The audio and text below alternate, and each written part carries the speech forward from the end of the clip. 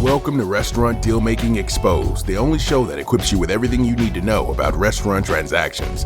In this show, we tell you all about how to make the sale or purchase of your restaurant not just possible, but successful. Now here are your hosts, ex-restaurateurs and seasoned brokers, Patrick Totah and Andy Mirabell. Okay, good morning and welcome to another episode of Restaurant Deal Making Exposed. I'm Andy, I'm here with Patrick. Today we have an episode, very daunting title. It's called Restaurants, Then and Now. There are always constants in the restaurant industry. Simply stated, running restaurants is intense, hard work, and a high risk for failure, and historically low profit margins. That all said, it can be so exhilarating and amazing. Myself or Patrick wouldn't trade that part of our past for anything. The restaurant industry is always changing and evolving, and it's not just about executing tasty food on a plate combined with efficient and friendly service. My friend at ChatGPT states that in California, restaurants account for roughly $130 billion in revenue annually. That's not chump change. So it's no wonder that evolution within this industry is constant. Likewise, so are consumer habits, which aren't always simple about what is trending or not trending, rather are more closely tied to economic factors and spending habits.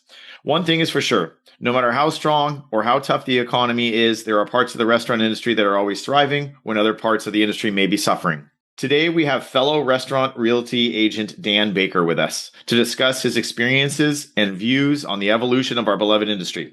Dan was the owner of Marche Restaurant in Marin County, specifically Ross, which is north of the Golden Gate. He owned it from 2001 to 2022, which was and still is one of Marin's most highly regarded French-focused farm fresh restaurants. Dan also does restaurant consulting and is now a rising star and restaurant broker at Restaurant Realty Company. For the purposes of this episode, I want to point out that Patrick is no slouch either. He owned Breaking Bread from 2009 to 2017 in Embarcadero Center, San Francisco, and Elmira Cafe from 2016 to 2019 in Civic Center area. I owned School Restaurant in San Francisco from 2009 to 2020 and School Japanese Gastropub in Midtown Sacramento from 2015 to 2019. We have both managed multi-unit concepts before owning our own restaurants as well. So that's a little background. That's probably the only compliment I'm going to give you today, Patrick. I apologize. Hey, I have that question for you. How great of friends are you with ChatGPT? You know what? It's a love and a hate relationship at this point, but it's starting to grow on me. Gosh, you really aged me there, didn't you? Dan, thank you for joining us today. Yeah, thank you both for having me. Appreciate it. Yeah, why don't you tell us about your path to the restaurant industry? Are you classically trained chef? Just kind of give us a little bit of background. Yeah, I mean, like a lot of us, I started at age 16, entry-level position as a busser in a restaurant, worked my way up into management, and then always kind of planned on opening a restaurant. And my wife or girlfriend at the time, we were taking trips to Europe every year and kind of honing in on what our vision would be. You know, we'd eat at Michelin-starred restaurants and almost every night, but we found that the most memorable meals were at the small family-run places where the menu was written on a chalkboard and food was fresh and unpretentious. And this became the inspiration for what would become Marche. Leading up to that, I didn't have a lot of kitchen experience. And it was to my surprise when my wife said, "You're going to be the chef." And I said, "You're joking, right?" And she said, "No, like we can't both be in the front of house." I think she already had her sense of labor numbers, I guess, even though neither of us had a lot of experience with managerial stuff, but it didn't make sense to have both of us in the front. So after the shock wore off, I enrolled in a culinary program for about 6 months and learned the basics. And then I was the chef. So we opened in 2001 and we ran it for about 20 years until we sold it. Before you took this class, did you have kind of a way in the kitchen before that? Like, did you cook a lot? Did you have a lot of experience, or was this kind of like a crash course? No, I did have I had a little bit of experience in restaurants. When I first thought this could be the direction we were heading, I got a job as a prep cook at like a highly regarded French restaurant. Got it. In the South Bay. And I did a few stints like that and I enjoyed it, but I wasn't sure I had the chops to actually be the chef of a restaurant. Yeah. Well, one thing you point out, Dan, and welcome, Dan. We talk often and work well together, and I care about you a lot. So happy you're here. One thing you pointed out, it sounds very romantic. This sounds like that journey and path of the olden days or decades ago where, it's like, gosh, I really, really, what resonates with me is the ingredients on the plate, the freshness of them, the handwritten, ever-changing menus, things like that. And that just sounds like a little bit of a blast from the past. That's really refreshing to me. So I really like that. Yeah, I totally agree. I think of all things, how the industry's changed over the years, when we were doing it way back then, it was a lot simpler and you could almost come exclusively from a place of passion. And I don't think that's the case anymore. Like today's operators, they have to look at so much more.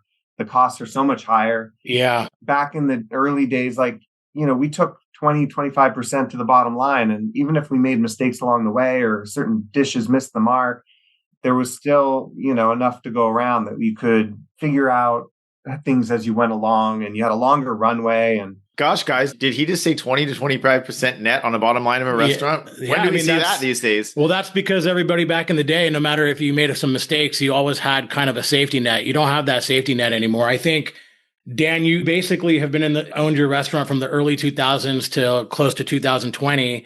And so much changed during that 20-year period. I mean, crazy how much changed. It's just wild. That's when all the things started happening, with like the delivery apps and all the companies inserting themselves in the middle, Yelp and Google reviews and all the things. Can you talk a little bit about that? Yeah. I mean, it was so much easier than, the leases were 6 pages long. I think I barely read my lease before I signed it. I had no idea what I was signing. But now I think the single biggest thing that changed the restaurant industry, I mean, there have been so many, but the one that stands out to me is Yelp. More than any other factor, back in the day, we could just do our thing night in, night out, cook for locals and regulars. And if a dish missed the mark, customers would just tell you and you could address it on the spot. Well said. We had to think about newspaper critics, but that was few and far between.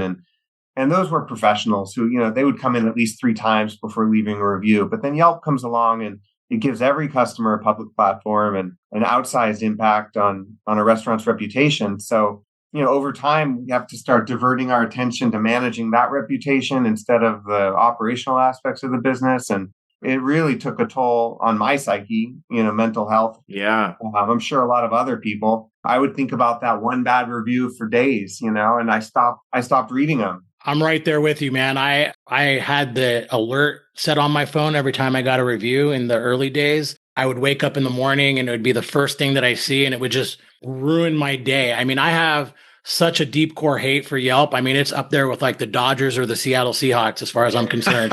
And it's why Patrick still has a twitch to this day. I had to turn the alert off. I just couldn't deal with it anymore.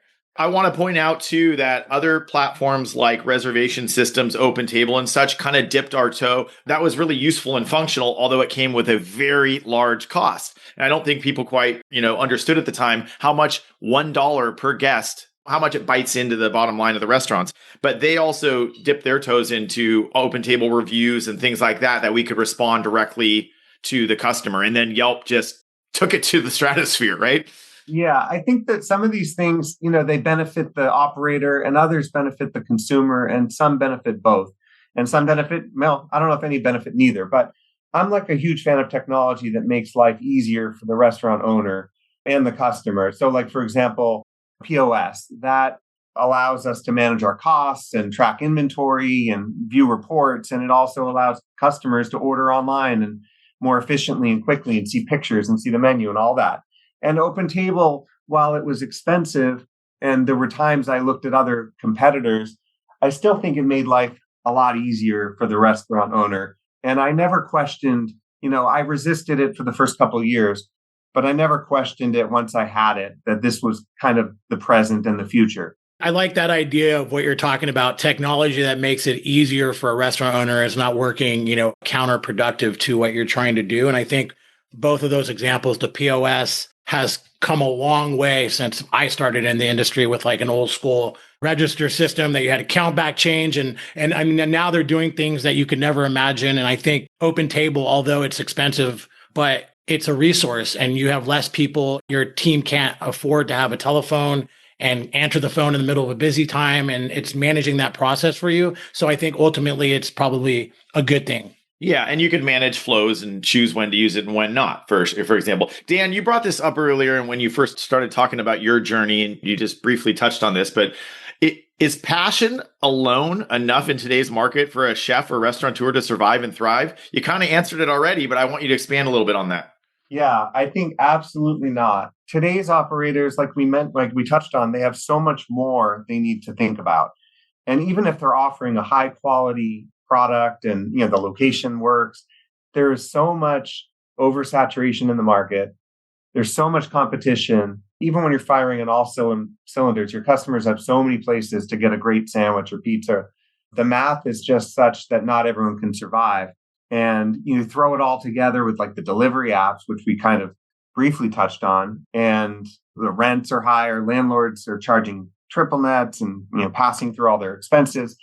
It's just they're getting hit from all sides. And those margins that used to be 20%, they can now be, 5% or 7% if everything's going well. And if anything unexpected comes up, like a recession or a war or air quality from fires or power outages or storms, like any little thing timed poorly can kind of wipe away all the profits. All those things that you just mentioned are actually have happened in the last few years, and it's just insane. The smoke from fires and wars, and it's like, where are we right now? Can I be a little devil's advocate though on this? We look back to heroes like I'm going to call out Anthony Bourdain and other icons who's just seem to ooze like grit and raw talent.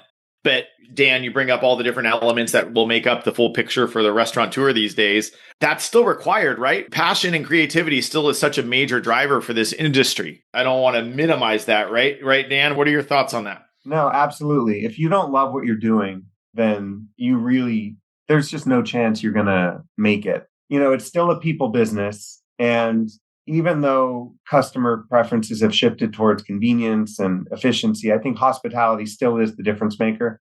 And it's hard to give hospitality if you're not feeling passionate about what you're doing. Or if you don't like people. That's for sure. That's for sure. And I've met a couple of those chefs. Yeah, well, that's all of us. Yeah. If you could call out a thing or two, Dan, what are some of the things you miss about the industry from the very early 2000s or 90s when you were working in kitchens, whatever it may be? What are some of those things that you truly miss? Well, honestly, I think from an operator standpoint, I just miss the simplicity of it and how it didn't take over your life. It didn't consume you. As a customer, I don't miss anything. I think that today it is so much better for the customer than it's ever been. Aside from, prices have gone up, but the quality level is like nothing we've seen before. There's such a array of choices at all different tiers. I mean, you can get amazing stuff everywhere, all over the city, all over the Bay Area. And it didn't used to be that way. You had to pick and choose. And so I think that I don't miss those old days of chefs throwing plates and banging pans and making servers cry. And admittedly, I might have done it once or twice. I'm not proud of that. I don't believe you, Dan. You're too nice. All of us have that streak in us. We hit our limit. Yeah. But hospitality wise, I think a lot of that got lost. Like during COVID, the connections were kind of severed. But what I find myself now is going back to those places where I really feel that passion from the owners and a connection with the employees.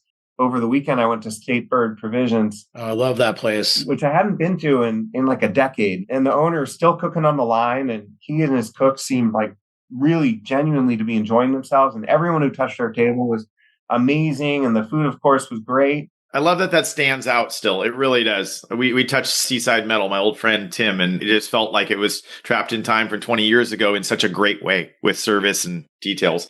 Let me set something up here a little bit. And this is really the core of what we're here to discuss today. We want to talk about before and after and get some direct reflection from Patrick and Dan and myself here on the before and after of a couple of these large events in the restaurant industry, whether it be social media or technology or so on. So can I dive into this, Patrick? What do you think? Do you want to start? When you think about Yelp, POS, social media, thinking about the before and after, do you think that the customer and the owner are further apart or closer apart now? I mean, how would you kind of characterize all that? I think that, with social media now, being able to reach your customers quickly and relatively inexpensively is huge. Social media wasn't my forte. So, we did email marketing and that was our way of through the POS of reaching our customers and building a following. And I think that was one of the benefits of the new technologies. Back in the day, we were sending paper mailers, it took 10 hours every time and cost $500 in postage and things like that. That just seems so archaic now. You were sending mailers out from Marché to like customers in the area? Yeah. Wow. I did that too for my restaurant and actually found it quite effective, but it's labor intensive and it adds up quick. It was effective, and you'd send a wave of 500 or 1,000 out and you'd fill up your private events or your special events or your wine dinners. But it felt even at the time like this can't be the future. I think that it's just gotten weird. Yeah. Maybe they're too close. This brought customer and owner too close together. Yeah, I mean, technology's made us so impatient. We want to order quickly and we want to pay quickly and we want our food to come quickly and we want to customize everything to our needs. And that benefits the consumer. It makes it really difficult on the operator. And everyone wants to know what they're going to order before they get to the restaurant. And if that item's not on the menu, they might get upset. Marché was founded on a frequently changing menu based on the seasons. And over time, I found myself changing the menu less and less just to avoid like customer complaints and their favorite dish wasn't available. And wow. In that sense, I think technology seems at odds with authenticity and passion. Mm-hmm. Patrick, the next one's a biggie. This one's a game changer. What are you talking about? The delivery apps. Yeah. Don't get before and after. I bet you Dan didn't have to deal with delivery apps. I mean, I bet he was too elevated. I would guess with your concept. It's a really good question. Like you said, more than anything else, or as much as Yelp, this is a tough one. I know a lot of owners, they refuse to adopt delivery. Some, the commissions that DoorDash and companies like that take 25, 30%, and others because of what it did to the quality of their product. Takeout at Marché was barely a thing, back in the early and middle days. And I couldn't fathom why anyone would want to pay $30 for duck confit or a piece of fish thrown in a box and sloshed around on the way home and eaten lukewarm and soggy an hour later. But we started to see that change by like 2017, maybe 18. A handful of regulars would prioritize convenience over quality and value, I guess. And when I was approached by Uber Eats around that time, I decided to give it a shot. And I was shocked at how many people would order. Wow. I'm a little surprised to hear that for such a high-end restaurant like yours. I know. I was too. And the fees were heavy, but like I didn't have to staff any heavier. And as long as it didn't impact my like in-house diners, it felt like adding to the top line was worth it. And then, of course, by the time COVID arrived, like we were already established on Uber Eats and Caviar, and that was the only way to survive. So we went all in and added DoorDash and an online store. And that was sort of like the survival mechanism we had to take. That surprises me, Dan. That's not the response I thought we would hear on the before and after of delivery apps. You literally didn't do delivery. You did it very nominally before, and it actually sounds like it benefited you in many ways, which I can understand, but you still highlight the cost. I had a problem with packaging, and thank God the cost of compostable packaging and the rules and regulations, local, rules and regulations around that have changed significantly in California. But man, it sure adds a lot of cost. But that's not the response I thought I would get from Dan. It's encouraging. I think that it's a tough one, because charging 25 to 30%, during COVID, it was capped at 15% what the delivery companies could charge you. And it really, like 15% is pretty nominal. Your credit card company charges you 3%. So it's 4 or 5 times that, but still it's just extra revenue. But also they changed the rules with how you can price delivery. In the beginning, they wanted it to be the exact same price as your menu price. And now you can have 2 separate prices, which I think is fair. And I think now it's really a strategy. And if you can really price things correctly and have a menu that delivers well, it can be fine. But I think a lot of restaurant owners are not doing that. And they're not really making a lot of money on that. They're getting that check at the end of the month, but they don't really know how much is actually profit. It's just like $3,000 or whatever, Here's a question for both of you, my fellow agents here. How many P&Ls have we seen that were like, wow, the revenue looks pretty strong, a simple P&L, but then I have buyers inquiring about this listing or restaurant and they go, there's no one ever in there. Yeah. And I said, well, welcome to 2026. 60-70% of the revenue is third-party delivery app. Yeah. So less bodies in the seats. Totally. And as like a consumer, I don't get it. Like with all the fees and the markups and, like you said, Patrick, adding 20% or whatever to the menu item price, Like that $24 burger and fries can cost you $40 and the quality kind of sucks. But I have seen that owners who don't play ball see a decline in revenues and they lose market share to others who will. They're forced. Yeah, exactly. It kind of reminds me of like when you would see in TV or in the movies, like these mob shakedowns in like New York or Chicago. They come in and say like, you got to give us 20% of your take or we won't protect you. It feels like the delivery companies just have too much power. I like that idea that DoorDash is like a big bully in the industry. I feel like I got bullied by them in the early days. Yeah. I don't like it. I miss the days of getting Chinese food and pizza delivered. I mean, we should just go back to those days. Yeah, exactly. Patrick, you know, my brain goes to Home Alone with the pimple-faced teenager keep crashing into the statue and bringing the pizza every night. I love this scene. But yeah, delivery was pizza, and oftentimes we don't want to limit it just to Chinese or Asian food, but that's what it felt like in my youth. And I was fine with it. Yeah. Patrick, what's this last category? This is a big one too, and pretty nuanced. What are we talking about? You know, labor, right? Labor's changed and all the rules around that. What's the before and after on labor and staffing structures and things like that? This is a major component of restaurant operations, and it sure has changed in the last 20 years. Yeah. What we're finding, I think all three of us, is that these larger footprint restaurants, 4,000 square feet, like that used to be desirable. You could get 100 guests in there and 120 seats. And now it just costs so much to staff those larger spaces. And the demand for in-house dining has waned and people aren't sitting as long. Back in the old days, people wanted to spend 2-3 hours in a restaurant, maybe learn something new or get to know the server. People actually enjoyed each other's company and weren't on phones at the table. Yeah. That now it just seems like being able to control your labor is like number one.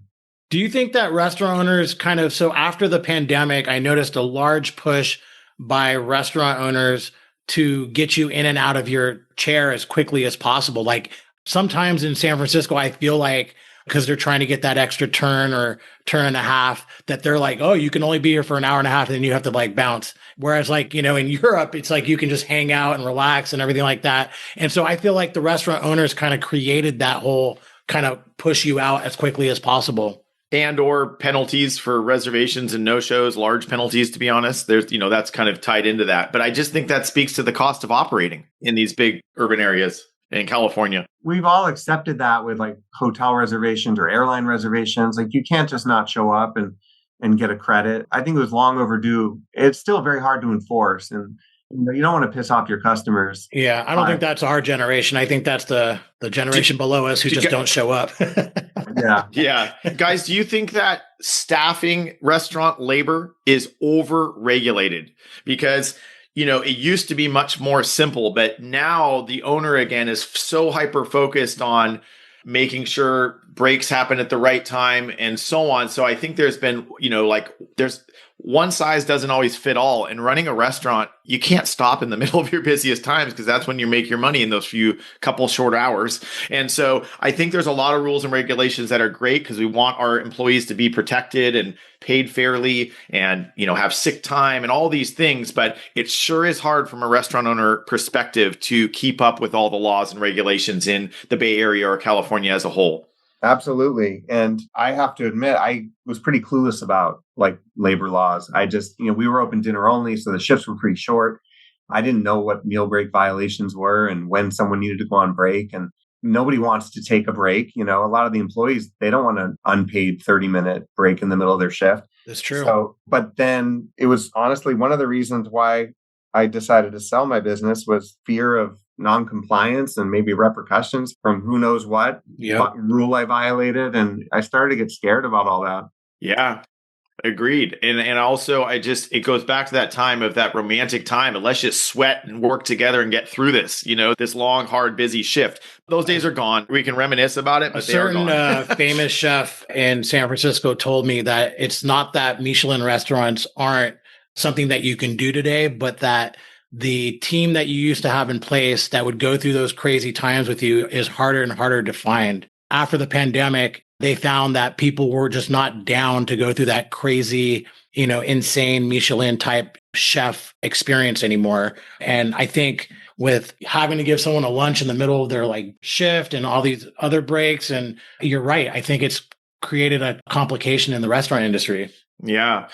I kind of want to conclude here and recap a little bit. It was really nice talking to both you guys, and Dan especially had so many great insights. I missed the romantic years and these grindy, sweaty, working hard, crazy years that were really passion driven. However, it seems like those are going to be for fiction and TV and Netflix these days, and those days are gone. And it's not necessarily a bad thing because, as Dan pointed out and Patrick pointed out, that technology that really helps an owner better and more efficiently operate his business, these things are all great. There's still a bridge between owner and consumer on social media and stuff, but those are also tools and they're here to stay. So the then and now of this, it's really food for thought and discussion. This has been really, really fruitful. I enjoyed it. Thank you, Dan. Okay, so after a little recap there, we want to move into the dreaded bonus question.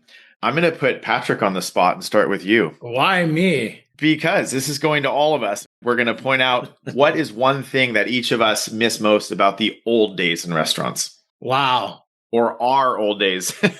Our old days, like you mean working in a restaurant or? Yeah, whatever you miss from back those, 90s and early 2000s, whatever it may be. I just miss the hustle, man. I miss being in the kitchen and, having that feeling of like the train is about to pop off the track, but everything like stays on and you get through it. And then once you're through the night, you just be like, wow, that was awesome, So love it. I really miss the hustle. And Patrick, I'm going to make you a t-shirt that says miss the hustle. Okay. Dan, how about you? I guess for me, it used to feel like you had your team, your kitchen, your front of house, and you were all like had this common goal to like get through service and do it well. Exactly. And it felt like really close. We had employees that were with us 20 years. Wow. But then toward the end, it starts to feel like you have a bunch of guns for hire. They're there. They want to know like, how many hours am I going to have to work and what will my tips be? Yeah. And it just changed. Like some of that camaraderie and familial feel just kind of, I don't know, went disintegrated. away. Yeah. It sounds like you missed the camaraderie and the culture. Yeah. Yeah. Well said. How about you?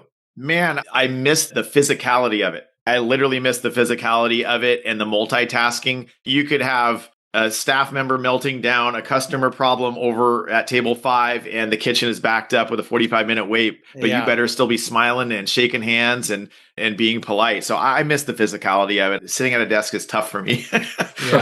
Yeah. So thank you guys. I loved this episode. It was so fun to discuss the past and the now and then hear about what we missed about the past. So until next time, have a great day. If you enjoyed today's show and don't want to worry about missing an episode, you can follow the show wherever you listen to your podcasts. And if you found today's episode interesting or useful, please share it with someone you think would benefit and consider leaving a rating and review. Reviews help restaurant owners or buyers just like you discover this podcast and benefit from the important topics covered in the episodes. Your opinion matters to us as a listener. So feel free to leave topic suggestions and feedback for us, as we will use these to tailor the episodes to you and help you get the most out of listening. Thank you all for listening to this week's episode of Restaurant Deal Making Exposed. If you're considering selling your business and would like a free consultation, reach out to Patrick and Andy at therestaurantsalesbroker.com or visit www.therestaurantsalesbroker.com to learn more.